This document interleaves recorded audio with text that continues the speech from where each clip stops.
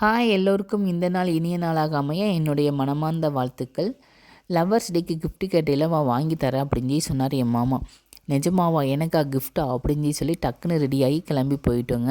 என்ன கிஃப்ட்டு அப்படின்னு சொல்லி போகிற வழியெல்லாம் கேட்டுகிட்டு இருந்தேன். உன்னை ஓவியமாக வரைய சொல்லியிருக்கேன், அதுதான் உனக்கு கிஃப்ட்டு அப்படின்னு சொன்னார். என்னெல்லாம் ஓவியமாக வரைஞ்சா எப்படி இருக்கும் அப்படின்னு சொல்லிட்டு ரொம்ப எக்ஸ்பெக்டேஷனில் போயிருந்தேன்.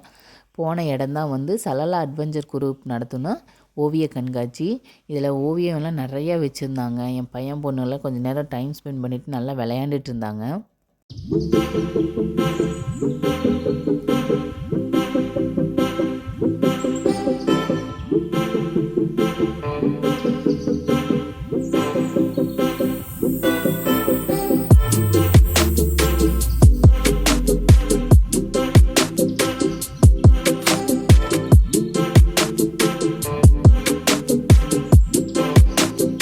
இந்த சலலா அட்வென்ச்சர் குரூப் நிறைய ட்ரெக்கிங் போவாங்க.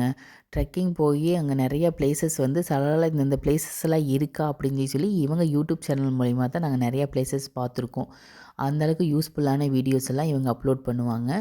அங்கே எல்லாருக்கும் ஸ்நாக்ஸ் கொடுத்தாங்க. நம்ம வந்த வேலை என்ன ஸ்நாக்ஸ் சாப்பிட்ணும்ல. என்ன ஸ்நாக்ஸ் இருக்குன்னு பார்த்தா என் பையனுக்கு பிடிச்ச டோனட் இருந்தது.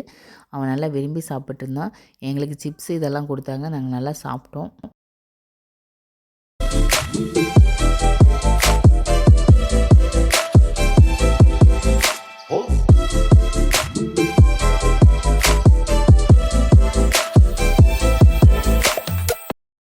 இது ஒரு ஃபார்ம் ஹவுஸில் நடந்துச்சுங்க. ஃபார்ம் ஹவுஸ் பார்க்குறக்கே சூப்பராக இருந்துச்சு. இங்கே பசங்க உள்ளே நுழைஞ்சோனையுமே கொஞ்சம் நேரம் பார்த்துட்டு போய் சோகமாக போய் ஒரு பிளேஸில் உட்காந்துட்டாங்க. நான் போய் என்னாச்சு, ஏன் இப்படி சோகமாக உட்காந்துட்ருக்கீங்க, யாராச்சும் திட்டினாங்களா அப்படின்னு சொல்லி கேட்டேன். நம்ம பசங்க தான் ஏதோ ஒரு ரகலை பண்ணிடுமே அப்படின்றதுக்காக கேட்டேன். அதுக்கு அவங்க சொன்னாங்க, எங்களுக்கு உங்கள் மேலே ரொம்ப கோவம் அப்படின்னு சொல்லி சொன்னாங்க. எதுக்கு என் மேலே எதுக்கு கோவப்படுறீங்க அப்படின்னு சொல்லி கேட்டதுக்கு இங்கே ஸ்விம்மிங் பூல் இருக்குல்ல, நீங்கள் சொல்லியிருந்தால் நாங்கள் ட்ரெஸ் எடுத்துகிட்டு வந்திருப்போம்ல அப்படின்னு சொல்லி சொன்னாங்க. ஸ்விம்மிங் பூல்னால் வரல, நம்ம அந்த ஓவியத்தெல்லாம் பார்க்க வந்திருக்கோம் அப்படின்னு சொல்லி அவங்களெல்லாம் கூட்டிகிட்டு கொண்டே காட்டினேன். அப்போ நான் கேட்டேன் என் மாமாட்ட, எங்கே என் ஓவியம் அப்படின்னு சொல்லி நான் தேடிட்டு இருந்தேன். மாமா ஓவியத்தையே காணோம் அப்படின்னு சொல்லி கேட்டேன். இங்கெல்லாம் உன் ஓவியத்தை வைக்க முடியாது, ஏன்னா ரொம்ப ஓவர் ரேட்டாக இருக்குது அப்படின்னு சொல்லி சொன்னார். அவ்வளோ என்ன ரேட்டு அப்படின்னு சொல்லி பார்த்தங்காட்டி ரொம்ப ஷாக் ஆகிட்டுங்க. ரேட்டுமே கூட இருந்துச்சு.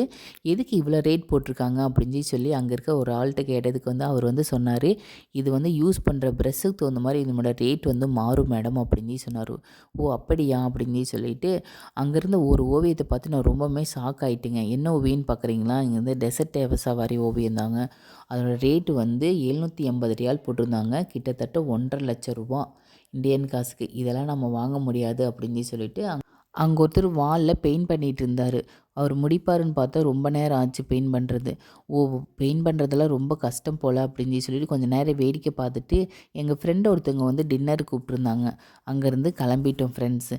நிறைய பேர் பார்க்குறீங்க, சப்ஸ்கிரைப் பண்ண மாட்டேங்கிறீங்க, லைக் பண்ண மாட்டேங்கிறீங்க. அந்த சப்ஸ்கிரைபரும் லைக் பண்ணணும் தட்டிட்டு பார்த்தீங்க அப்படின்னா எல்லோரும் ஹாப்பியாக இருக்கலாம். Okay, see you in the next video.